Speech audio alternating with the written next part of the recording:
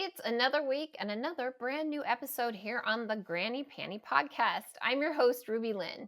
Before you go any further, make sure you hit that subscribe and the bell because you do not want to miss an episode. If you'd like to follow me, the host, you can go to RubyLynne.com where it's all things Ruby. This week's guest is so busy. She is a parent with little ones. She's relaunching her studio and her website that she used to have. She's moved into a new house. She's rebranded. I'm super excited to hear all the things she has going on. So help me welcome GoGoZombi.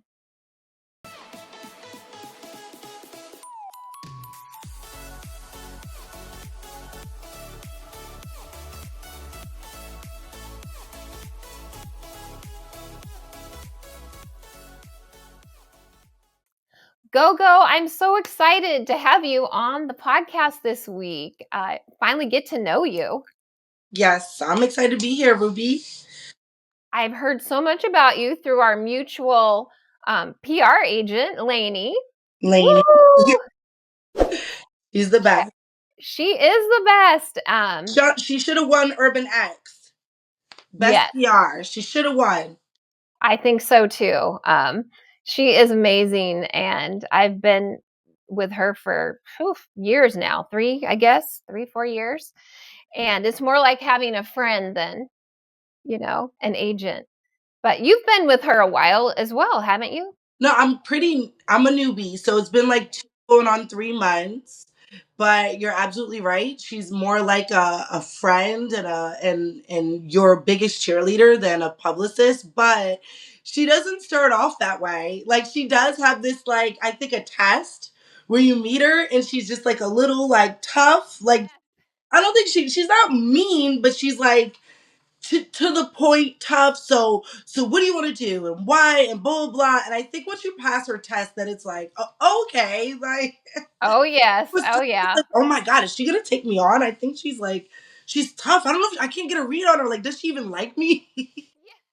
Now she's like, yeah, she's my favorite person in the world now. So I know, but I am excited to kind of learn about you. I, have known who you were for all these many years. And I know that you've been in the business since 2013, correct? Yep, maybe 2014. Yeah, around there, yeah. Okay. And you have done a little bit of everything, which I thought was awesome.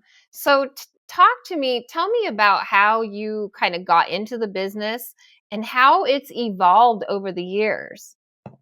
Well, I got in because of revenge, number one. I was trying to get back at an ex. I was getting back at an ex. He was a older guy at the time. I was probably like 19 or something like that. And he was very much like prepping me to be this housewife and this, it was before I was really out there and wild or whatnot. And I have kind of like a 50s kink, the whole wife in the kitchen. I have a kink with that. So when I was younger, that was what I wanted to be, not realizing that it was kind of a sexual thing for me. I just was like, oh, I want to be the apple pie when you get home and darling, would you like your shoes and your cigar? Like, that was it's a sexy thing to me now. When I matured, I realized what it was. But at the time, I was just doing that.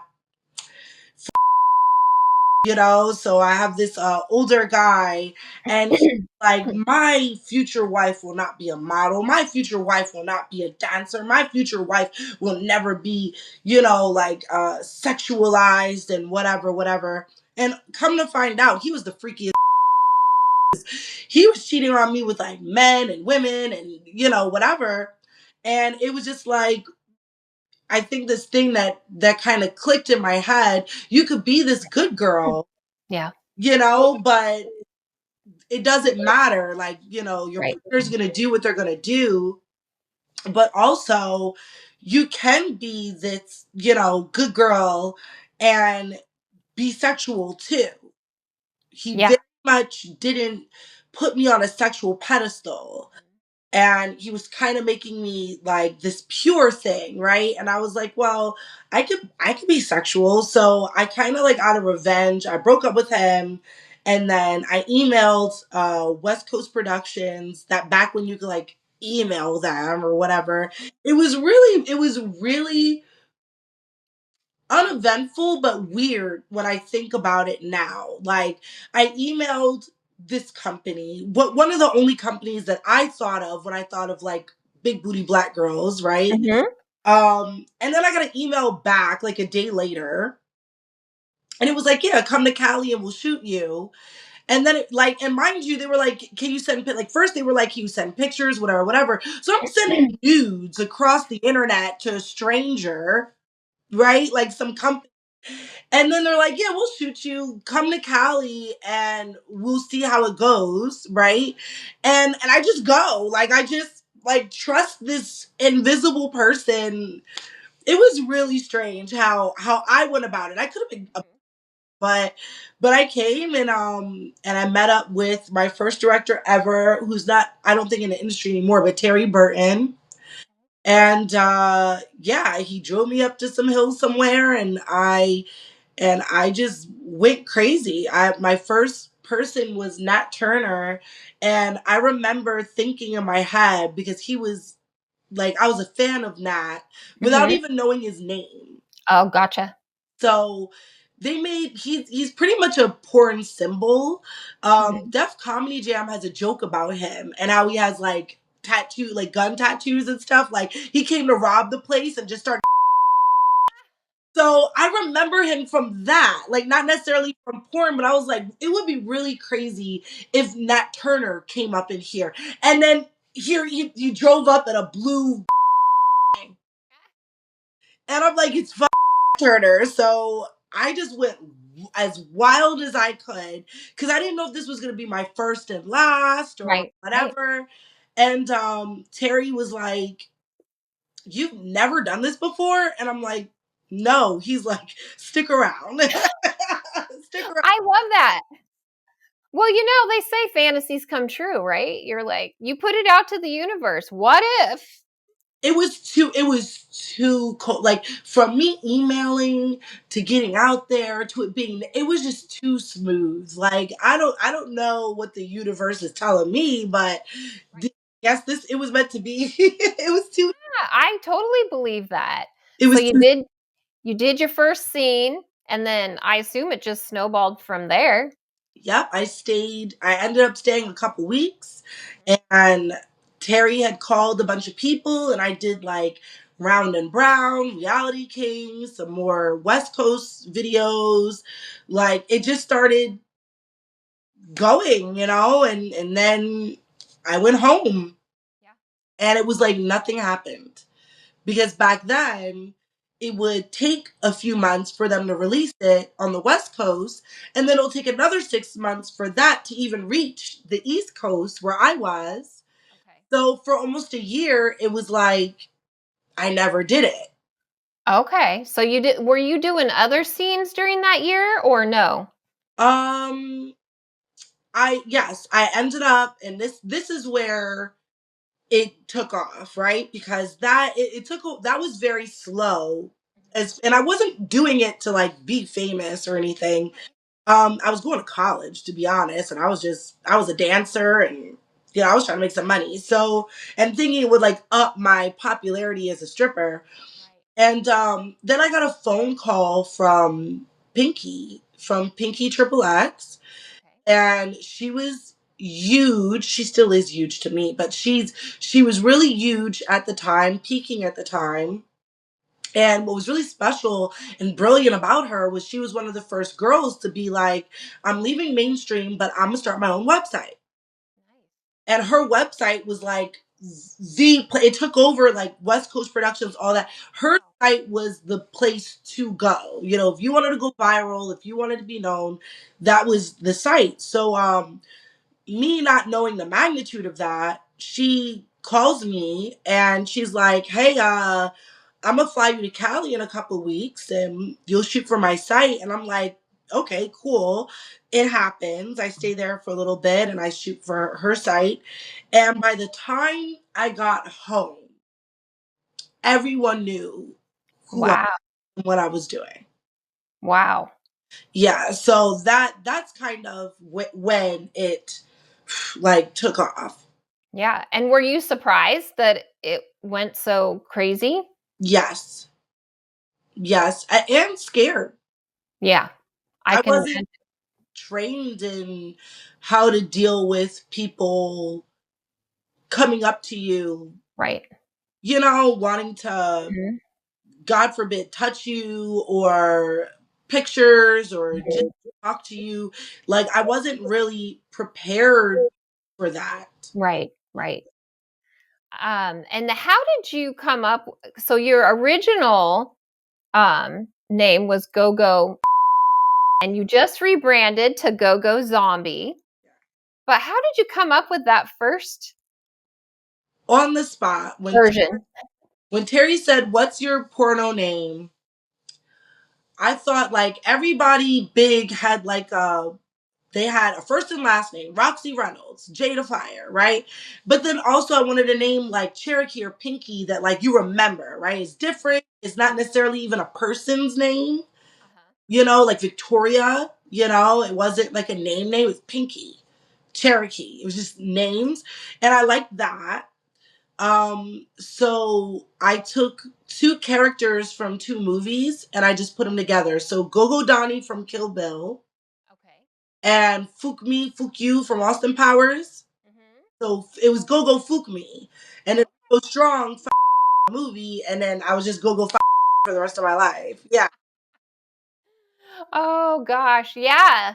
yeah. Those doing them on the fly like that, sometimes it, works out and sometimes you look back and go, "What was I thinking?"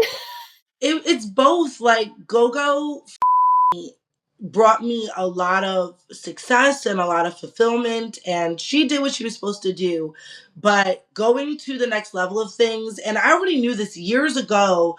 The owner of Stunners magazine called me up and was like, we can't print Go Go front of the magazine. The publisher just won't Right. put fuck. And I'm like, well, it doesn't have a C. They're like, they don't care, So they just ran like Go Go. And I would always like, audio wise, it would always sound like Coco, Yeah. So, and I don't like that. But,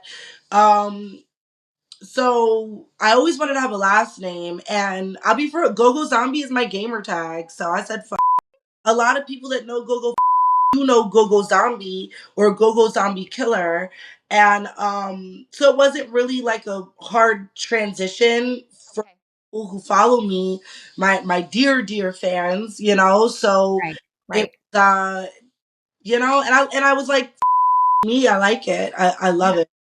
Yeah, you answered my next question. I love that. Like how, where did that come from? But so your rebrand was really kind of out of being able to put it on more covers and things like that, correct? Yeah. Yeah.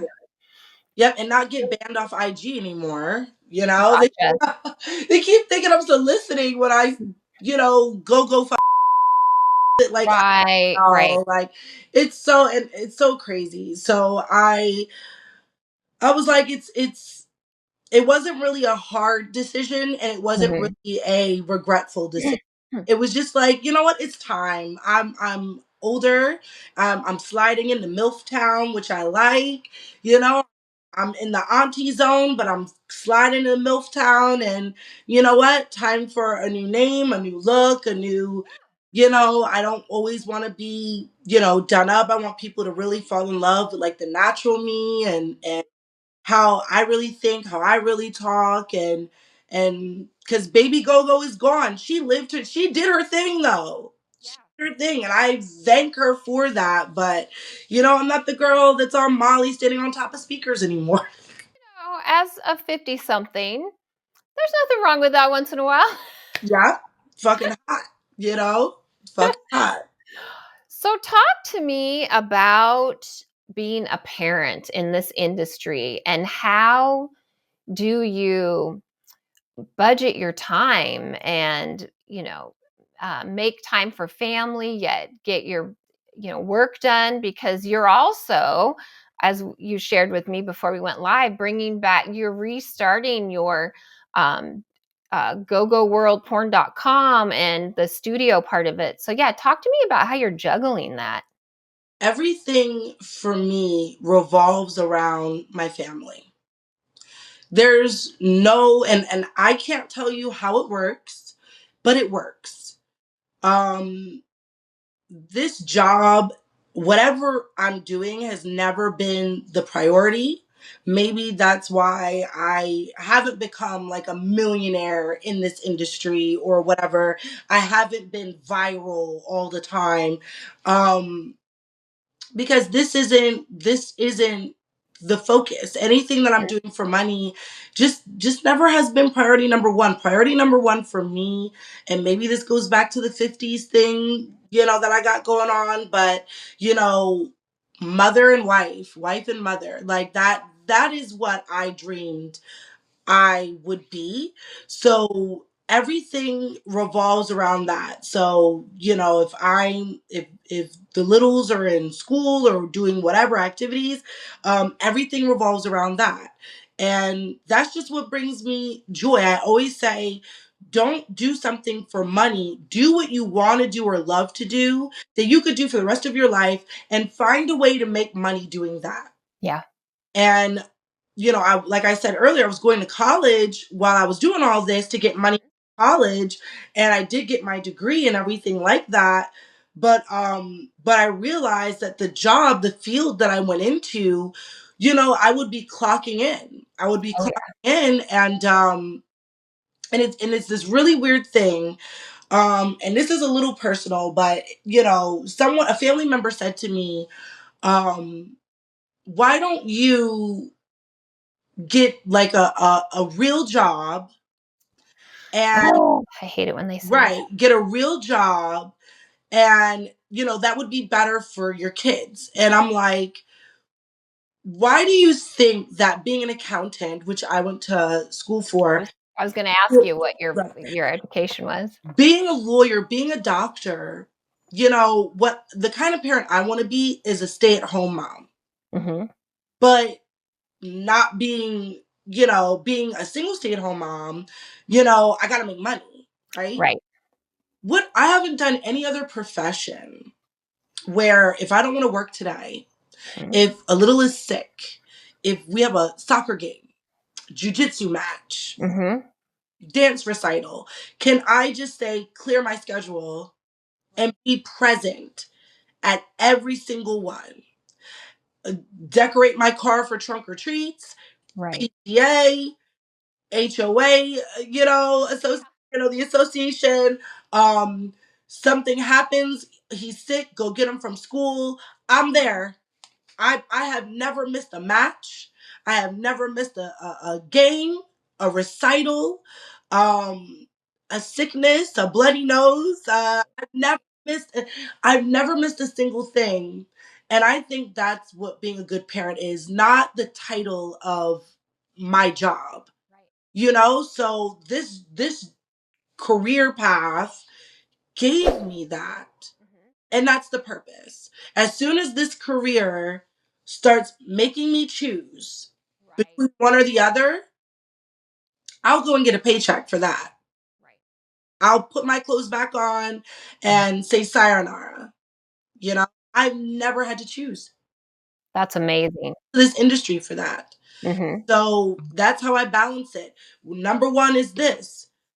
Number two is whatever this job is. Mm-hmm. And if it starts stressing me out to where I'm feeling anxious, oh, I gotta make this, then you know what I'm gonna pick first, Right. because there will be other opportunities for me to. It's so true, though. It Yeah, is. that is so true. And do you have an assistant that helps you with like admin tasks then and stuff for your business? I have an AI assistant and a live person assistant. I love that. Yeah. And you know what's great about it, and it's just a testament to what I was talking about. My in-person assistant is the nicest girl you'll ever meet in your life that is going through a difficult time, single mom, two kids, and unfortunately her partner is unable to be there, and not by choice. So it was kind of like she was in between jobs. She was losing a job. She was losing at home jobs because they would hear her kids in the background, Oh, and she got a couple warnings, and I'm like, well, people are working from home. Like, this is, right. you know, people want America to be great. I think a woman that's trying to homeschool her kids and working at the same time, you hearing a little one in the background here and there, like, what are you, like, saving lives? Like, no, you're a marketer or some shit. Like you're gonna fire this girl, So I asked her if she would feel comfortable handling like my bookings and some platforms, right? And she was like, hell yeah. And now that's all she does. And I feel very good that like she could stay at home with her kids just like me. But she's even more like she's into homeschooling and stuff like that.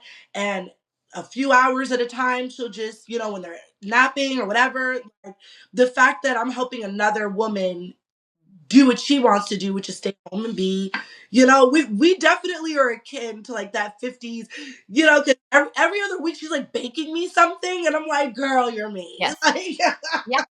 I had an assistant for a while, a virtual assistant, yeah, out of the Philippines, and I direct hired her, and she was a single mom. And, that was, yeah, there were days she'd have to, she wasn't able to work because the child was sick or, something was going on. And I really liked her. Unfortunately, um, they have a lot of power issues in the Philippines, which I had no idea. And it would be like days they were out of power. And so, yeah, it just didn't work out for us. But I'm like you, I felt really good about that and helping another single mom out.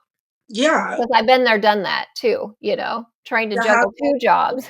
yeah, like you don't, and then no excuses to me. Like, today she's like, yo, I have to run some errands, but I'll check in on the platforms. And I'm like, listen, because it's commission. Right. So I do pay her commission. So I'm kind of like, listen, like, we can make a money in 5 minutes sometimes. Right, You right. never know what your day is going to be. And sometimes you could be looking at this computer all day and make $100, $200, right?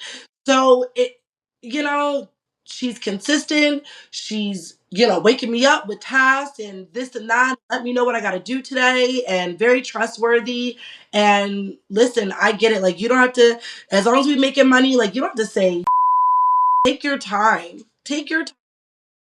Tell me about the AI assistant. I mean, if you can, or just like the 10,000 foot, because that is something I am really looking into. If I I love it. I'm addicted. So I'm addicted. So my whole house is ran by robots Oh, and AI. you Like, got a little R2D2 there I can't I see? do actually. I have it terrifies my little one, but yeah, I have one, right? So right now I am using motion AI. And I don't know if you want to bleep it. I'm plugging them, I guess. I don't know. I But don't know, I'm gonna write it down, motion.ai, you got it. yeah, motion, it's Use Motion app or something. Like, you'll see it. At first it was like one of those Instagrammy things. And am I allowed to smoke? I think so. Just I just want to make sure. I interviewed Lainey once and she smoked the whole time, so yeah. Oh yeah. So but I like it. My calendars are synced to it. Gotcha. I put in my work hours. Like, I'm gonna work from 8 a.m. to 4 p.m. Mhm. And it actually tells me how much it takes, the time that I have in a day, and it'll schedule my days for me. Time blocks it for you, It yeah. time blocks it for me, but also, let's say I do coaching calls for Findom. Okay. So for domination, right? For online domination.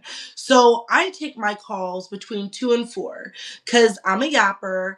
And if I take them earlier, in the beginning of my work day, I'm not going to do anything else. I'm going to be talking to them all day. So the last 2 hours of my day, 2 to 4, I have open calls, right? So if I have a call come through, it'll let me know the best day and time to schedule my call. It'll say, okay, she's only taking calls from 2 to 4. Well, Wednesday you're kind of busy, so we'll schedule it for Friday. It'll do it, it'll do it for me. And I mean, I love it. I love it. My assistant's on it too, like I'll as look into it. her, so they can see my day. But also, if I put on my calendar, and I always say, if I don't put it in my calendar, I'm gonna miss it. Right. Right. So I put it on my calendar, and it'll show up in my Motion app.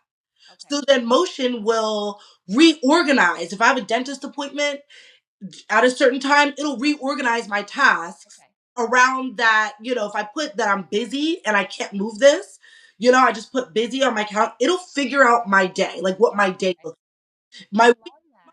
looks like. I love that. Okay, I'm gonna look it up. Oh yeah, I use it to the max though. Like they have like the projects that after this, if you like Motion and you need some help with it, I will show you how to max it out. I I max. love that. Well, you also said something that I was segueing into another one of my questions is your mentoring side of your business and how I think FinDom has really exploded, maybe in the last couple years due to TikTok. Okay. All these gals going on TikTok and being like, I got sent $1,800 today, or, that kind of thing, and glamorizing it, which it's really a lot more work and I believe that it takes a certain kind of person to be successful at FinDom. Yes. So So talk about your coaching and the FinDom part of it. So before GoGo was GoGo with FinDom, my coaching is specifically for Black women. So when I got into domination before GoGo, a lot of people might know about Priscilla Presley or Priscilla Pleasure, but I was on a site regularly. I was on Kinked also, but I was on ethnickink.com. Wow. I had no idea that was a thing. Yeah, so I was on a Black Femdom Goddess. Um, there's a bunch of different. I was a dominatrix and a pain kitten for a few years before I got into mainstream porn. So, but like privately, when I started going into mainstream porn, that's when I was okay with being on video with a lot of stuff, and but it was under a different name. And they would book me a lot because I could take a lot. Like I've had my pussy electrocuted with a car battery. I will pee. Yeah, I was all. Can you hear me still? Yeah. Oh yeah, I had a call. I had to cancel a call. So I was that girl that was like, I just want to try it. Like, set me on fire, let's do it. Set you on fire, let's give it a go. Like I was for all of that, and I could just take it. So and I think it kind of started when I was a dancer too. There was this guy that would come in, and he was like Mr. Spanky, and he would pay girls top dollar for him to just throw you over his knee and spank you. And you would, like, the longer you could take it, you could make off this guy. And he would come back every week trying to make me tap out. I would drain his pockets before he would ever make me tap out. So then something like the girls were like, are you into this? Like pain? And I'm like, I don't know. I got a big butt. I could take it. Like, I don't know. Like, it's just, it does after a while. I'm like, after a while, you don't get numb. You don't feel it. They're like, hell yeah, we feel it. I'm like, well, I'm a little different. So I was doing a lot of kinky stuff. And, so, but I think the porn overshadowed it. So I stopped with a lot of the kink stuff, outwardly, but personally, like I have live-in subs and, 24-hour like lifestyle people. My partner, um, my current partner is I met in Findom. He's a Kingster. So it really is like a lifestyle thing for me. But one thing that I remember that I mean, my name was Priscilla Presley, for God's sakes. Like everything that I learned about domination and just the DS world was very European, latex and leather. And there wasn't a lot of room for a Puerto Rican Brooklyn girl that talked like me, that, I always say like I'm like the Puerto Rican Cardi B when I talk sometimes, like, and it just, they weren't like me. And a lot of the things that I looked up online when girls were learning how to become findoms or doms in general, femdoms, it was coming from, you can even tell by the language, it was coming from Europe. It was coming from girls that were like, mate, and they were like, you could tell by the way that they were writing these manuscripts. And I'm like, well, there's a different genre within this for Black women, Black findoms and femdoms, and I wanted to write something. I couldn't find one thing. I found a lot of empowering things, but not like a how to for us, like step by step. So I wrote a few of them, and now I have like a big community of Black queens and kings that just, I would say people of color, but it is Black, that we learn together and we build each other and we power each other. And people do shy away from race play, but we embrace it. Oh, Yeah, it's very much interesting. about empowering the Black community, the Black race. And there are a lot of subs that I saw were coming to me because I was a Black woman, a Black, yes, Black queen, Black goddess. And I'm Okay, like, so they were white skinned. yes, Okay. yeah. And I also started digging into the hierarchy. So socially, our hierarchy, unfortunately, is white man, white woman, Black man, Black woman, socially, in the vanilla world. But in BDSM, the hierarchy is actually flipped. White men are at the very bottom, and Black women are like the unicorn. Mhm. you Okay. know and I love that, and I like to play off that hierarchy. Like, why is this stuff not written for us? Why is it so hard for Black women to know how to get started when we are like the unicorn in the DS community? Okay. And I just wanted to show women like me how you could like cash like, Monetize it. yeah. They say, we're Black queens. Well, make them pay for that. Right there. Yes, Right. queen. Okay, well, I need a queenly bank account. So, Interesting. So, I love to ask the hard questions, so I hope I never offend. How was your view on the opposite type of race play? Like, say for a lot of Black men yep. want to do the race play with white women. Yep. What's your opinion on that? Do you say embrace it, or do I you don't find it judge. offensive? I don't judge.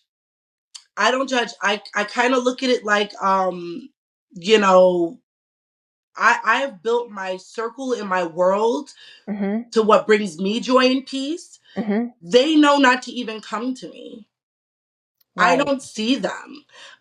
Would I ever put someone down for their kink as long as it is consensual and with adults? Mhm.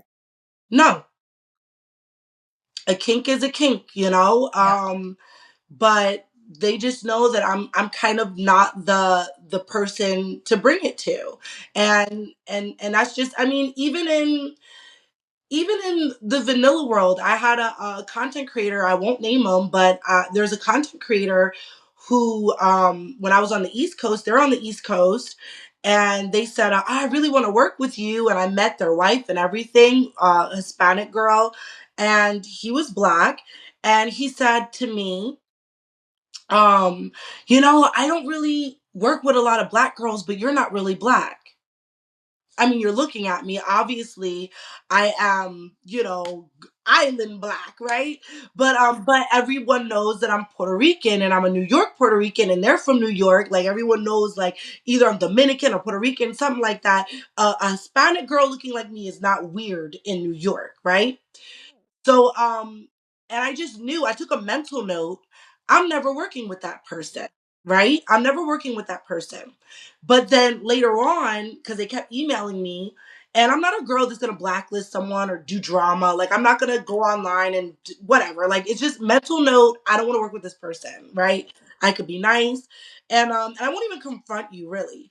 But this guy, he finally wrote me a message and was like, well, I see the haters got to you and probably said some stuff about me, but, and I didn't think that you were like that to like, you know, not work with someone because of rumors or whatever. And I finally said like, hey buddy, I don't know any rumors about you.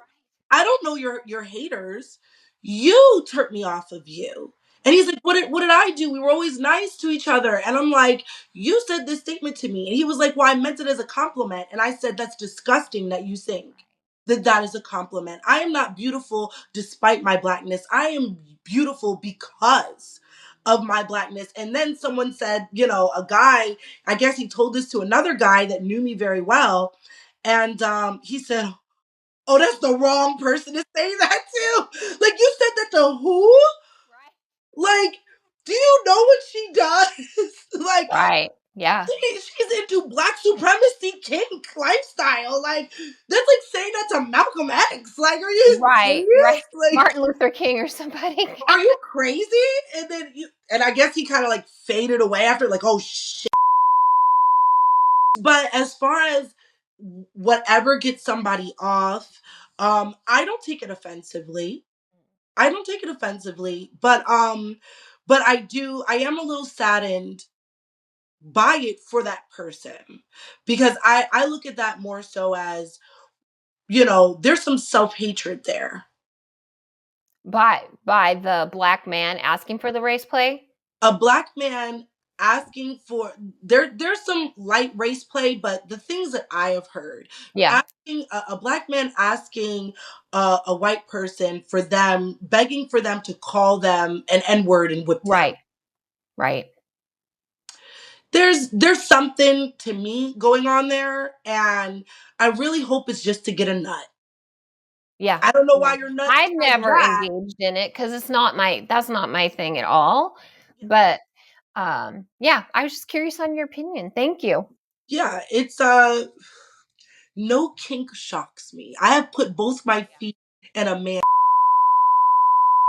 No kink is going to, and if it's not for me, I'm not going to make a stink about it. It's so fun to talk with you. I love your just frankness and willingness to talk. Now, we're as we close out, I want to get to talk to us about your re-release of the gogoworld.com, pornworld.com. I can't even say it. But talk to us about that in your studio. So, Go World Porn, it's, well, just following after the greats, after Pinky, after Cherokee, after all the women that really opened the door up for me. I knew like I wanted to have my own website, and it did start off as one place that we could still get black on black porn. I'm talking about like the guys that turn me on, brolic, big dick, of that, right? And beautiful women, from the younger girls to the milfs and things like that. But honestly, the new rebrand is one because I partnered up with YPP, same people that did Ricky's Room and a lot of other of my friends, and they are a great company. They're very organized. I gotta catch up. Like, they're always on me. I gotta catch up with the content and stuff like that. New beautiful design, but also just expanding, all of my weird ass fantasies that I probably can't post on OnlyFans or Loyal Fans or whatever. And being able to just, show them my weird go-go zombie world, which I think even in mainstream I have yet to be able to give you guys. Like, I have yet to be able to show you the type of sex that I really want to put out there, Mm-hmm. and that's all I really want to do. And I think the site dropped this year, reopened this year, but there's still some really cute, some really sexy content that is still being released on there. But this month, going to Exotica, for now on, you're gonna see a completely different go-go. I have different videographers, different photographers, and different people that are like, you know what, Gogo, I don't even know how you're gonna do this, but gonna turn the camera on and let it happen. Like, and that's what I want. I just want someone to be like, I don't know what we're doing here, but like, Let's let's do do it. it. And hopefully, I think sex should be weird. Sex should be a little uncomfortable, but also open up your mind and be sexy and make you think like, who like this? When you're sitting there and you're confused but hard at the same time, I've done my job. I've done my job. I think that's a perfect place to close out. I love this. Shout out your socials. GoGoZombi.com. You can get all my platforms and my socials, but my Twitter is still GoGo FUKME, number 3, letter X. My Insta is GoGoZombi with an I, so GoGoZombi X. And what else? Twitter, Insta, TikTok is also GoGoZombi, ZOMBI, and so is my YouTube, GoGoZombi, and so is my Twitch. So Oh my gosh, I love it. I love it. Well, thank you. As a busy mom and a business owner, thank you so much for making the time to be on. I loved our chat. thank you. Thank you for having me, and I hope you bring me back a million times. Absolutely.